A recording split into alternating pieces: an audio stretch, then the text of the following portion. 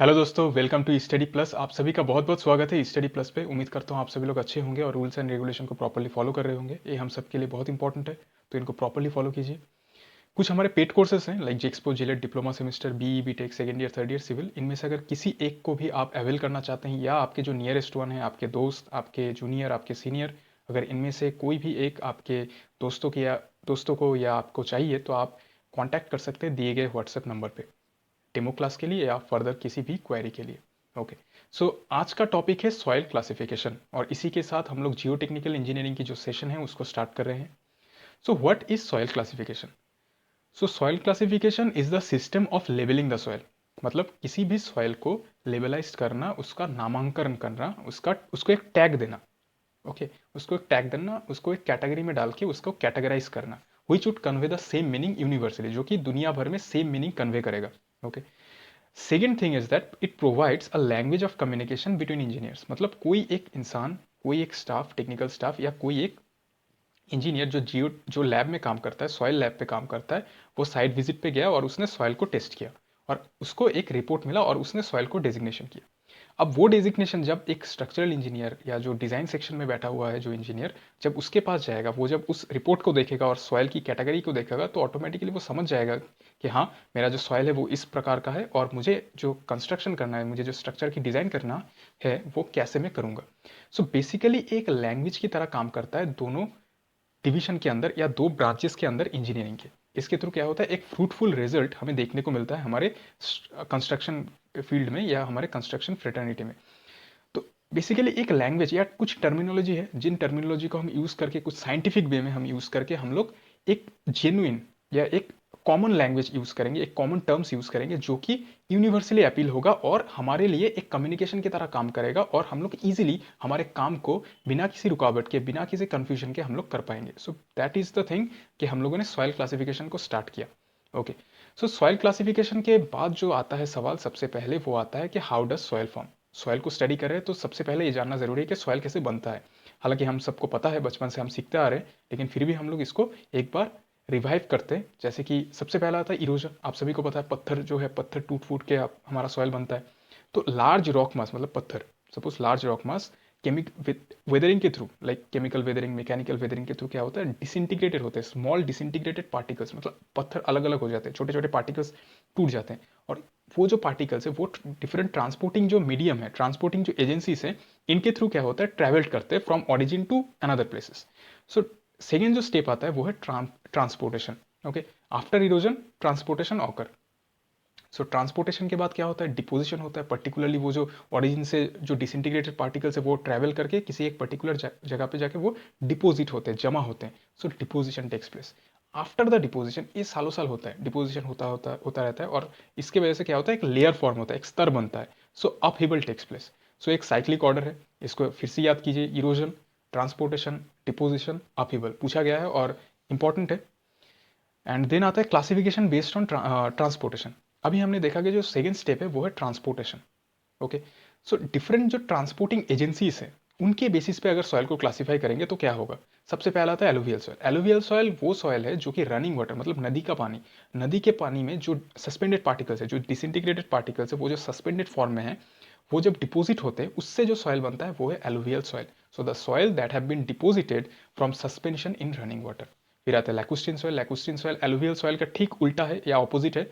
ये बनता है उन पार्टिकल से जो पार्टिकल स्टील वाटर, मतलब फ्रेश वाटर जो लेक का पानी होता है या पॉन्ड का पानी होता है, उनमें जो सस्पेंडेड पार्टिकल्स है वो जब डिपोजिटेड होते हैं फिर से उनसे बनता है lacustrine soil. Okay, marine soil. Marine soil में ट्रांसपोर्टिंग एजेंसी क्या होगा, मैरिन मतलब सी वाटर होगा। फिर आता है एवलिन सॉइल, इसमें विंड होगा। फिर आता है ग्लेशियल सॉइल, समझ में आता है कि आइस होगा।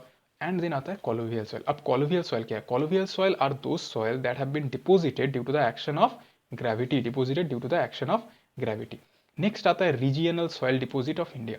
देखिए ये इंजीनियरिंग पॉइंट ऑफ व्यू से उतना इंपॉर्टेंट नहीं है, लेकिन हमें हमारे जॉब पॉइंट ऑफ व्यू से कि हमें कहीं पे भी जाके काम करना हो सकता है हमारे देश के किसी भी प्रांत पे, तो हम लोग थोड़ा सा देख लेते हैं कि डिफरेंट रीजियन पे कौन से टाइप के सॉइल अवेलेबल है। सो सबसे पहले आता है एलुवियल सॉइल, कुछ ही देर पहले बात किया हमने।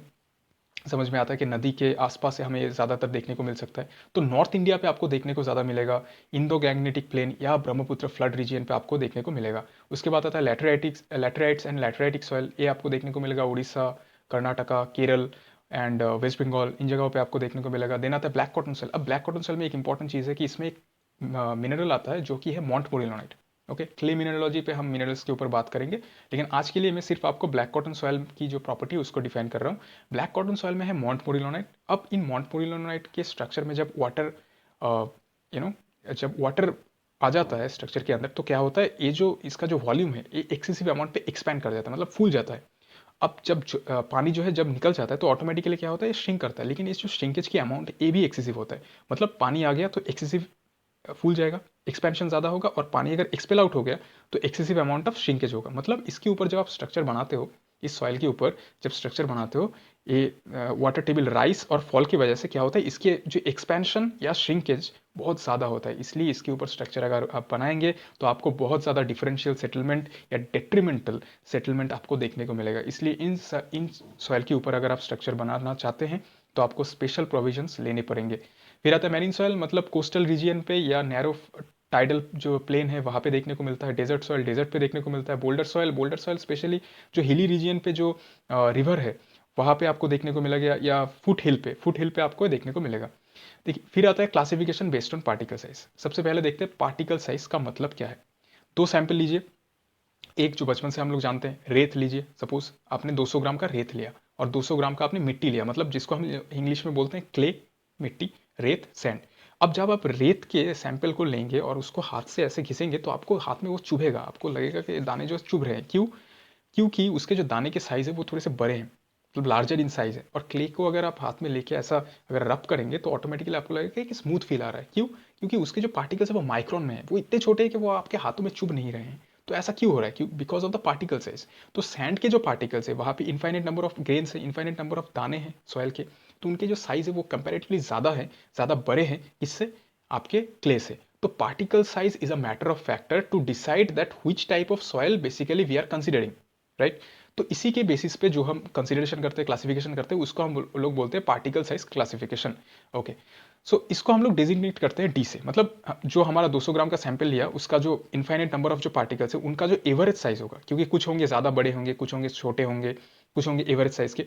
तो इनका जो एवरेज लेके जो अल्टीमेटली हमें रिजल्ट मिलता है उसी को हम लोग पार्टिकल साइज बोल लेते हैं पूरे सॉइल स्पेसिमेन का, और उसको हम लोग डेजिग्नेट करते हैं स्मॉल डी से।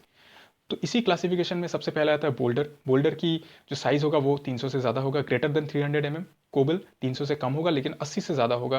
ग्रेवल 80 से कम होगा, 4.75 mm से ज़्यादा होगा। सैंड 4.75 mm से कम होगा लेकिन 75 माइक्रॉन, दैट इज 0.075 mm से ज़्यादा होगा। सील्ड क्या होगा? 0.075 mm या 75 माइक्रॉन से छोटा होगा लेकिन 2 माइक्रॉन या 0.002 mm से बड़ा होगा। क्ले क्या है? Clay is less than 2 micron और 0.002 mm। अब 1 micron equal to 10 to the power -3 mm और 1 डिवाइडेड बाई 1000 mm, मतलब 2 माइक्रोन को अगर 1000 से डिवाइड करेंगे तो आपको mm में मिल जाएगा। ओके, सो ग्रेवल और सैंड से हम अपना कंसिडरेशन करेंगे। बोल्डर और कोबल इस हम लोग उसको ज़्यादा कंसिडर नहीं करते हैं हमारे जियोटेक के लिए। तो ग्रेवल और सैंड को हम लोग बोलते हैं कोर्स ग्रेन सॉइल। अब क्यों बोलते हैं कोर्स ग्रेन सॉइल? अभी देखिए, थोड़ी देर पहले मैंने बोला कि ग्रेवल और सैंड के जो दाने आपके हाथों में चुभते हैं। अब ये जो ईच पार्टिकल है ना, अगर आप कभी ट्राई करेंगे, आप लोगों ने शायद बचपन में किया होगा, अगर आप ट्राई करेंगे, ये जो सैंड के पार्टिकल्स है, रेत के जो दाने हैं, उसको आप डिफरेंशिएट कर सकते हैं, मतलब अलग कर सकते हैं दोनों को, दोनों पार्टिकल को। मतलब इनमें कोई इंटरमोलिकुलर अट्रैक्शन है ही नहीं। ये जो इंडिविजुअल जो पार्टिकल है वो खुद से बोलते हैं कि हाँ भाई मैं तो सैंड का दाना हूँ, मुझ में एक प्रॉपर्टी है। वो खुद से खुद को डिफाइन करते हैं, उन्हें किसी तरीके के ग्रुप फॉर्मेशन की जरूरत नहीं होती है। वो इंडिविजुअली अपना कैरेक्टर को बता सकते हैं, अपना कैरेक्टर को डिफाइन कर सकते हैं। मतलब वो एक सिंगल ग्रेन सिस्टम है। अब जब भी सिंगल ग्रेन सिस्टम होगा कोई भी सॉइल का पार्टिकल, तो उसको हम लोग बोलेंगे कोर्स ग्रेन सॉइल। और ग्रेवल और सैंड के जो पार्टिकल्स है वो सिंगल ग्रेन सिस्टम है, और इसीलिए हम लोग इसको बोलते हैं कोर्स ग्रेन सॉइल, क्योंकि इनमें कोई इंटरमोलिकुलर अट्रैक्शन होता नहीं है। इसलिए हम लोग इसको कोहेजन लेस सॉइल भी बोलते हैं, क्योंकि फिजिक्स में इंटरमोलिकुलर अट्रैक्शन को हम लोग बोलते हैं कोहेजन। ओके, सो कोहेजन क्योंकि नहीं होता है तो इसलिए हम लोग कोर्सग्रेन सॉइल यानी ग्रेवल और सैंड को बोलते हैं कोहेजन लेस सॉइल, मतलब कोई कोहेजन है नहीं। अब सिल्ट और क्ले क्या है? सिल्ट और क्ले है इसका ऑपोजिट, इसका मतलब इसको बोलते हैं फाइन ग्रेन सॉइल।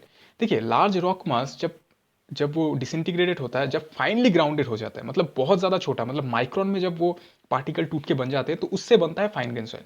अब क्योंकि ये पार्टिकल जो है माइक्रोन में है, बहुत ज़्यादा फाइन है, इसके लिए क्या होता है, इनमें आयोनिक बॉन्ड होता है, एक स्ट्रॉन्ग आयोनिक बॉन्ड होता है, जिसकी वजह से इंटरमोलिकुलर अट्रैक्शन जो है बहुत ज़्यादा हेवी होता है। इसको आप अलग नहीं कर सकते हो, मतलब एक तरीके से तो आप तोड़ बोड़ के आप थोड़े से छोटे कर दोगे, लेकिन अल्टीमेटली एक वक्त के बाद आप उसको और डिफरेंट नहीं कर सकते और उसको अलग नहीं कर सकते।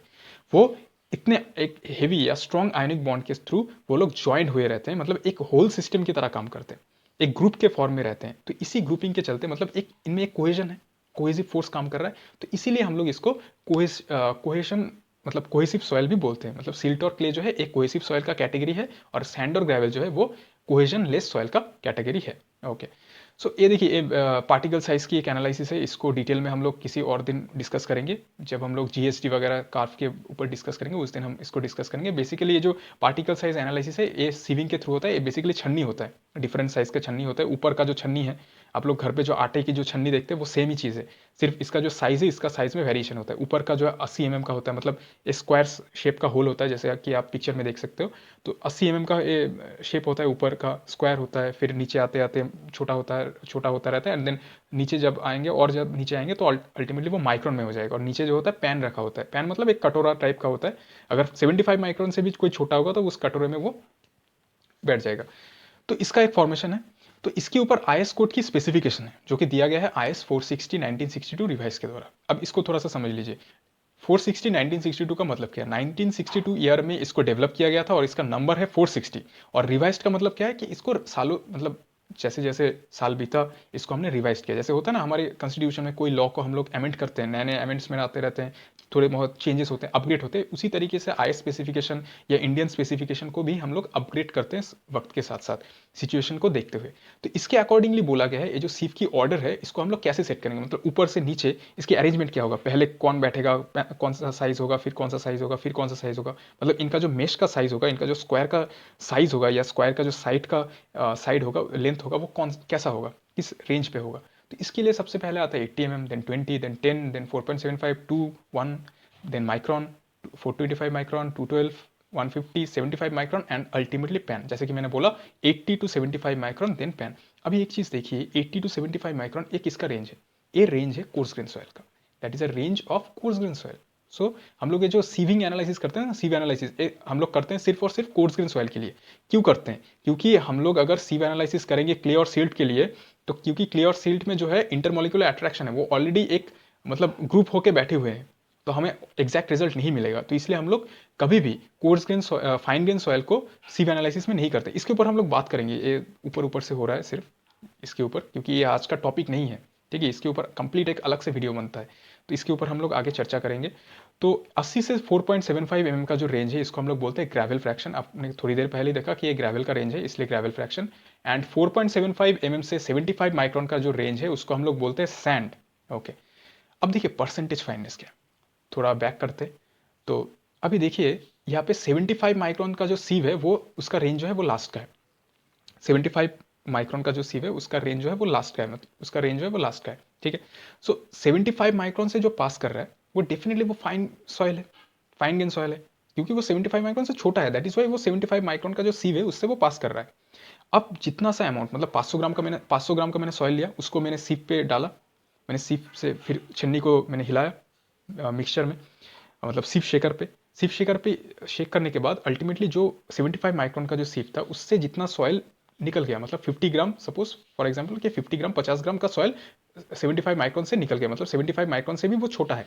इसका क्या मतलब है कि हमारा जो 500 ग्राम का जो सॉइल था, 500 ग्राम के सॉइल में 50 ग्राम ऐसे पार्टिकल्स थे जिनका साइज क्या है 75 माइक्रोन से छोटा है। तो हमारा परसेंटेज फाइननेस क्या होगा? परसेंटेज फाइननेस फिर हो जाएगा ये जो 50 ग्राम का सॉइल पास किया, 50 डिवाइडेड बाई टोटल वेट कितना था 500, सो 50 डिवाइडेड बाई 500 इंटू 100, इसको अगर आप करेंगे तो जो रिजल्ट आएगा वही होगा आपका 10%। तो यही होगा आपका percentage fineness. Okay, so percentage fineness is the amount of particles passing through 75 micron sieve. 75 micron sieve से जितना सा सॉइल पास करता है, जितना अमाउंट ऑफ सॉइल, जितना वेट ऑफ सॉइल पास करता है, उसकी जो परसेंटेज है with respect to the total weight, उसको हम लोग बोलेंगे परसेंटेज फाइननेस। क्यों मैंने बोला? क्योंकि आईएस क्लासिफिकेशन और यूएस क्लासिफिकेशन जो कि हम लोग नेक्स्ट वीडियोस पे बात करने वाले हैं, उनमें ये परसेंटेज फाइननेस बहुत बार आएगा, तंग करेगा आपको, इसलिए मैंने इसको पहले बोल दिया ताकि आपका जो कंसेप्ट है वो क्लियर होते चले। ओके, फिर आता है soil type, prefixes, then suffixes भी आएगा। अब देखिए प्रीफिक्सेस सफिक्सेस क्या है, जैसे कि हमारा चैनल का नाम है ई स्टडी प्लस। अब ई स्टडी में ई स्टडी क्या है, ई स्टडी, ये जो है प्रीफिक्स है, और प्लस जो है सफिक्स है। जैसे चैनल का नाम या इंसान का नाम या कंपनी का नाम हम लोग प्रीफिक्स सफिक्स देके यूज़ करते हैं, उसी तरीके से सॉइल क्लासिफिकेशन में भी हम लोग प्रीफिक्स सफिक्स यूज़ करते हैं। अब इसका अरेंजमेंट थोड़ा सा अलग होता है, वो हमें थोड़ा सा देखना है, और जो टर्म्स यूज़ की जाती है या जो लेटर्स यूज़ किए जाते हैं उसको थोड़ा सा हमें देखना है। तो सबसे पहला आता है ग्रेवल, ग्रेवल को जी से, कैपिटल सब कैपिटल होगा, sand S, silt M, clay C, and मुझे थोड़ा सा वैनिश होना होगा, ऑर्गेनिक ओ, ऑर्गेनिक सॉइल मतलब जिसपे डिकम्पोस्ट मैटर आपको देखने को मिलेगा। पीट, पीट क्या है, पीट भी एक ऑर्गेनिक मैटर ही है। इसमें क्या होता है, डिफरेंट स्टेट ऑफ आपको और डिकम्पोजिशन के डिफरेंट स्टेट आपको देखने को मिलेंगे। इसके ऊपर थोड़ी देर बाद बात करते हैं। इसको हम लोग डेजिग्नेट करते हैं पीटी से। ओके, अब देखिए पीट को और थोड़ा सा आप लोग डिटेल में थोड़ा सा समझ लीजिए। पीट जो है, पीट ऑर्गेनिक एक सॉइल ही है। स्पेशली क्या होता है, ये हाईली फिब्रस होता है, स्पॉन्जी होता है, कंप्रेसिबल होता है। ओके, और इस पे क्या है, इस पे अलग अलग स्टेट का डिकम्पोस्ट आपको मैटर मिलेगा। मतलब कोई एक ऑर्गेनिक एलिमेंट है जो कंप्लीटली डिकम्पोस्ट हो चुका है, कोई एक है जो पार्शियली हुआ है, कोई एक है जो अभी स्टार्ट हुआ है। मतलब अलग अलग वेरिएशन में आपको डिकम्पोस्ट मैटर मिलेगा। ऐसा नहीं है कि कंप्लीट हो गया या 50% हुआ, ऐसा नहीं मिलेगा, अलग अलग स्टेट पे आपको मिलेगा। तो ये वेरिएशन है, और साथ ही साथ ये क्या होता है, फिब्रस होता है, स्पॉन्जी होता है, कॉम्प्रेसिबल होता है। तो हमारे स्ट्रक्चर के लिए कुछ खास अच्छा हमें स्ट्रैटा प्रोवाइड नहीं करता, अच्छा फाउंडेशन बेड हमें नहीं देता है पेट। ओके, फिर आता है सफिक्सेस। ये तो हम लोगों ने प्रीफिक्स देख लिया। अब सफिक्सेस क्या है, सफिक्सेस में आता है वेल ग्रेडेड। वेल ग्रेडेड मतलब हमारा जो सॉयल स्पेसिमेन है, सपोज 500 ग्राम का हमने सॉयल लिया, तो 500 ग्राम के सॉयल में अलग अलग पार्टिकल साइज के हमें दाने मिलेंगे, अलग अलग पार्टिकल साइज हमें मिलेंगे। तो अगर इक्वल अमाउंट में, मतलब एक अच्छा सा रेंज में वेरिएशन होगा, एक अच्छा सा रेंज में, मतलब इक्वल अमाउंट ऑफ डिस्ट्रीब्यूशन अगर हमारे सॉयल स्पेसिमेन में होगा, तो हम लोग क्या बोलेंगे, well graded. Well graded soil का मतलब है अच्छा, उसमें क्वांटिटी ऑफ अमाउंट है हर एक पार्टिकल साइज के लिए। ओके, सो उसको बोलेंगे वेल ग्रेडेड। ओके, इसको हम लोग कैपिटल डब्ल्यू से करते हैं। फिर आता है पुअरली ग्रेडेड, मतलब कोई एक मिसिंग है। कोई एक मिसिंग तो नहीं बोलेंगे, मतलब कोई एक है जो कोई एक है ज़्यादा है, कोई पार्टिकल साइज की अमाउंट जो है वो ज़्यादा है, किसी की अमाउंट जो है वो कम है। मतलब यहाँ पे जो है आपको इक्वल अमाउंट पे प्रोपोर्शन नहीं मिलेगा, कोई एक ज़्यादा है कोई एक कम है। तो इसको हम लोग बोलते हैं पुअरली ग्रेडेड, और इसको डेजिग्नेट करते हैं कैपिटल पी से। फिर आता है sandy soil, sandy, so S. फिर आता है clayey C, and then silty M. अभी देखिए एक सवाल आपके मन में आ सकता है कि प्रीफिक्स में हमने देखा सैंड को हम लोग एस से डिनोट करते हैं, अब इसमें भी देख रहे हैं कि सैंडी को हम लोग एस से, सिल्ट को जैसे एम से कर रहे थे, अब यहाँ पे लिख रहे हैं हम लोग सिल्टी को एम से कर रहे हैं। तो अगर ऐसा कुछ हुआ कि सिल्टी सिल्ट, तो हम लोग क्या लिखेंगे, एम एम लिखेंगे, मतलब एम एम स्क्वायर कर देंगे, एम स्क्वायर कर देंगे? नहीं, ऐसा नहीं होगा। मतलब कभी भी साइट पे अगर जाएंगे तो सिल्टी सिल्ट कभी नहीं आएगा। ये हो सकता है कि सिल्टी सैंड आ सकता है, सिल्टी क्ले आ सकता है, लेकिन सिल्टी सिल्ट नहीं आएगा। मतलब एम एम की नौबत कभी नहीं आने वाला, क्ले क्ले कभी नहीं आएगा। मतलब अगर आपका सॉइल क्ले है तो बेसिकली आप क्ले ही बोलोगे, उसको क्यों आप बोलोगे क्ले क्ले है ना। अगर आपका सॉइल सैंड है तो आप कभी नहीं बोलोगे कि सैंडी सैंड है, ऐसा नहीं होता है, सैंड होगा, सिल्टी सिल्ट नहीं होगा। सो बेसिकली एक ही प्रॉपर्टी होगा, तो कभी भी रिपीटेशन नहीं होगा। मतलब सिल्टी सिल्ट नहीं होगा, सैंडी सैंड नहीं होगा, सिल्टी क्ले हो सकता है। मतलब दो प्रॉपर्टी, ड्यूअल कैरेक्टर आ रहा है कि सिल्ट भी है क्ले भी है। इसके ऊपर हम बात करेंगे जब हम लोग आईएस क्लासिफिकेशन या यूएस क्लासिफिकेशन करेंगे तब। ओके, सो अभी देखिए एक एग्जांपल देख लेते हैं। जैसे कि ये मेरे पास एक एग्जांपल है वेल ग्रेडेड सैंड। अब वेल ग्रेडेड सैंड पे, इस पे ध्यान दीजिए। प्रीफिक्स और सफिक्स हमने सीखा। अब वेल ग्रेडेड सैंड को दो डिवीजन में आप डिवाइड करिए। एक है वेल ग्रेडेड जो कि है हमारा सफिक्स, और एक है हमारा सैंड जो कि है हमारा प्रीफिक्स। तो सैंड का प्रीफिक्स पहले बैठेगा क्योंकि प्रीफिक्स है, सैंड का एस पहले बैठेगा, और वेल ग्रेडेड क्योंकि है सफिक्स सब ग्रुप, एक क्या होगा, सफिक्स बाद में बैठेगा, that is W. So ultimately ये बन जाएगा एस डब्ल्यू। ओके, अब लिक्विड लिमिट के बेसिस पे भी हम लोगों का कुछ सब ग्रुप है, कुछ सफिक्सेस है। अगर लिक्विड लिमिट, इसके ऊपर भी हम बात करेंगे जब हम अटरबर्ग लिमिट के ऊपर बात करेंगे, उस वक्त हम देखेंगे liquid limit, plastic limit, shrinkage limit, सबके ऊपर बात करेंगे। तो लिक्विड लिमिट अगर 35% से कम होगा तो इसको बोलेंगे लो लिक्विड लिमिट, अगर 35 to 50% के बीच में होगा तो इसको बोलेंगे इंटरमीडिएट, अगर 50% से ज़्यादा होगा, दैट इज ग्रेटर देन 50% अगर हुआ तो इसको बोलेंगे हाई। लो, इंटरमीडिएट, हाई, रेंज को याद रखिए, बहुत इंपॉर्टेंट है। एक एग्जांपल देखिए, क्ले हैविंग लिक्विड लिमिट 42%। फिर से इसको दो डिवीजन में इसको तोड़ लीजिए। एक जो है आपका प्रीफिक्स होगा, एक जो है आपका सफिक्स होगा। अब देखिए क्ले, क्ले क्या है, प्रीफिक्स है, C. Having liquid limit, liquid limit 42%, एक है, ये सब ग्रुप है, मतलब सफिक्स है, बाद में बैठेगा। लिक्विड लिमिट 42% है, इसका क्या मतलब है, 35% और 50% का बीच का एक वैल्यू है, मतलब इंटरमीडिएट रेंज पे आता है। ओके, मतलब आई, सब ग्रुप हम आई यूज करेंगे। सो क्ले सी जो है प्रीफिक्स में पहले बैठेगा, सो सी, और लिक्विड लिमिट जो इंटरमीडिएट रेंज है उसका आई बाद में बैठेगा। सो अल्टीमेटली हमारा जो रिजल्ट होगा वो होगा सी आई। ओके, अब कुछ वेरियस क्लासिफिकेशन सिस्टम को देख लेते हैं जो दुनिया भर में यूज़ किया जाता है। सबसे पहले आता है पार्टिकल साइज क्लासिफिकेशन, जो हमने देखा बोल्डर टू क्ले, जो हमने वेरिएशन देखा 300 से 2 माइक्रोन की रेंज तक, वो है हमारा पार्टिकल साइज क्लासिफिकेशन। ओके, ये हम लोग कवर कर चुके हैं। फिर आता है unified soil classification, US soil classification. Okay, इसको सेकेंड वर्ल्ड वॉर के दौरान इसको डेवलप किया गया था कैसा ग्रेंडे के दौरान, कैसा ग्रेंडर के द्वारा। तो इसके ऊपर हम लोग नेक्स्ट जो हमारा वीडियो होगा यूनिफाइड सॉइल क्लासिफिकेशन सिस्टम के ऊपर, उस दिन हम लोग इसमें डिटेल बात करेंगे, थोड़ा सा हिस्ट्री देख लेंगे और प्रॉपर जो इसकी जो किस तरीके से इसको सॉल्व करते हैं इसको भी हम लोग देखेंगे। उसके बाद आता है आईएस सॉइल क्लासिफिकेशन सिस्टम, मतलब Indian standard soil classification system.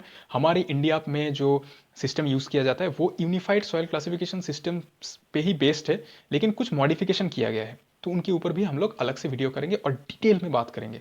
और साथ ही साथ हम लोग ईएसी लेवल के कुछ 5 हम लोग न्यूमेरिकल करेंगे, जिसके थ्रू आपके जो जितने भी न्यूमेरिकल बनते हैं, जितने भी ऑब्जेक्टिव में जितने भी सवाल बनते हैं या सब्जेक्टिव में जितने भी सवाल बनते हैं, सब के सब आपके डाउट जो है क्लियर हो जाएंगे। आप किस भी लेवल के लिए प्रिपरेशन कर रहे हो, आपके जो कंसेप्ट हैं, आपके जो कंटेंट है सॉइल क्लासिफिकेशन के ऊपर, वो 100% सफिशियंट होंगे, ये मेरा आपसे दावा है। फिर आता है highway research board classification system, जिसको हम शॉर्ट में बोलते हैं HRB क्लासिफिकेशन सिस्टम। उतना इंपॉर्टेंट नहीं है, लेकिन फिर भी हम लोग थोड़ा सा इसको ब्रीफ में समझ लेंगे। उसके बाद है टेक्सचरल क्लासिफिकेशन, उतना इंपॉर्टेंट नहीं है, लेकिन फिर भी हम लोग इसके ऊपर डिस्कस करेंगे। ओके, ये जो है कैसाग्रेंडे का एक चार्ट है, लिक्विड लिमिट और प्लास्टिसिटी इंडेक्स का एक चार्ट है। ये जो है हम लोग यूज़ करेंगे जब हम लोग यूएस क्लासिफिकेशन सिस्टम और आईएस क्लासिफिकेशन सिस्टम के ऊपर हम लोग जिस दिन बात करेंगे, उस दिन हम ये प्रॉपरली यूज़ करेंगे और व्हाइट बोर्ड पे एनालिसिस करेंगे प्रॉपर तरीके से, ताकि हम लोगों का जो कंसेप्ट है पूरी तरीके से क्लियर हो, क्योंकि हमारा नेक्स्ट जो सेशन होगा वो इसी के ऊपर होगा। और ये जो है इस पे आप देख सकते हैं यू लाइन और ए लाइन का कंसेप्ट दिया गया है, तो यू लाइन क्या है, ए लाइन क्या है, इसको भी हम लोग नेक्स्ट जो हमारा वीडियो है उनमें हम देखेंगे। ओके, ये जो है एक एनिमेटेड व्यू है हमारा जो जीएसडी, जैसे मैं थोड़ी देर पहले बोला कि पार्टिकल साइज डिस्ट्रीब्यूशन या जीएसटी ग्रेन साइज डिस्ट्रीब्यूशन, इसका जो कार्व है सेमी लॉगरिथमिक प्लॉट पे करते हैं, मतलब एक लॉगरिथमिक स्केल होगा, एक मेन स्केल होगा, इस पे हम लोग क्या करते हैं, इसको एनालिसिस करते हैं। ओके, तो इसके ऊपर अलग से वीडियो बनता है, ये सॉइल क्लासिफिकेशन का पार्ट नहीं है। तो सॉइल क्लासिफिकेशन को कंप्लीट करने के बाद हम लोग यही करेंगे, उस पर आपका एक पूरा का पूरा कंसेप्ट क्लियर हो जाएगा। इस पर मैंने basically well graded sand, poorly graded sand, इसको पर्टिकुलरली डिफाइन किया है। अब यहाँ पे जो बी की जो आप ग्राफ देख रहे हैं, वो आप देखिए सिल्ट से ग्रेवल तक वो इसका वेरिएशन है, ग्रेवल से जाके वो कोबल तक पहुंचा है, मतलब एक वेल ग्रेडेड सॉइल है। इसको आप वेल ग्रेडेड सॉइल में डाल सकते हैं, क्योंकि इसमें आपको सील्ड से लेके कोबेल तक का एक अच्छा खासा वेरिएशन मिलता है। तो एक पर्टिकुलरली क्या है, एक वेल ग्रेडेड सॉइल है। अब वहीं पे आप जब देखेंगे ए, जो कि एक सिंपल सा कुछ वर्टिकल टाइप का एक कर्व है, वो क्या है, वो एक पुअरली ग्रेडेड है, क्योंकि उसमें पर्टिकुलर सैंड ही है, उसमें सिल्ट नहीं है, उसमें ग्रेवल नहीं है, मतलब पर्टिकुलर एक ही टाइप की या एक ही कैटेगरी की या एक ही पार्टिकल साइज की उस पर जो है उसकी जो रेंज है, मतलब उस पर वेरिएशन नहीं है, मतलब वो पूर्ली ग्रेडेड है। एक की ही जो अमाउंट जो है वो ज़्यादा है, दूसरे वो है ही नहीं। और एक जो सी है, जो लास्ट वाले एकदम राइट कॉर्नर पे जो आप देख पा रहे हैं सी, तो सी का क्या है, सी जो कर्व है उसमें आप देखिए एक हॉराइजॉन्टल, एक फ्लैट पोर्शन है। फ्लैट पोर्शन का मतलब क्या है, उस जगह पे कोई पार्टिकल है ही नहीं, मतलब उस जगह पे जो पार्टिकल साइज होने चाहिए तो वो मिसिंग है उस सॉइल सैंपल पे। ठीक है, तो इसको हम लोग बोलते हैं गैप ग्रेडेड, उसमें एक गैप है। ठीक है, तो इसके ऊपर हम लोग डिटेल में बात करेंगे हमारे आने वाले वीडियोस में। लेकिन सॉइल क्लासिफिकेशन के ऊपर आने वाले जो 2 वीडियोस होंगे वो यूएस क्लासिफिकेशन, आईएस क्लासिफिकेशन के ऊपर होंगे, और साथ ही साथ हम लोग न्यूमेरिकल्स करेंगे ईएससी लेवल के और एसएससी जेई लेवल के, जिसके थ्रू आपके जितने भी कंसेप्ट बनते हैं, जितने भी डाउट्स बनते हैं, सबके सब क्लियर हो जाएंगे। इसके ऊपर भी अगर आपके कोई डाउट्स हैं तो आप पूछ सकते हैं, और अगर आपको वीडियो वैल्यूएबल लगता है तो आप इसको शेयर करिए अपने दोस्तों के बीच, और चैनल को सब्सक्राइब करिए, बहुत ज़्यादा इंपॉर्टेंट है, क्योंकि इसी से हम लोग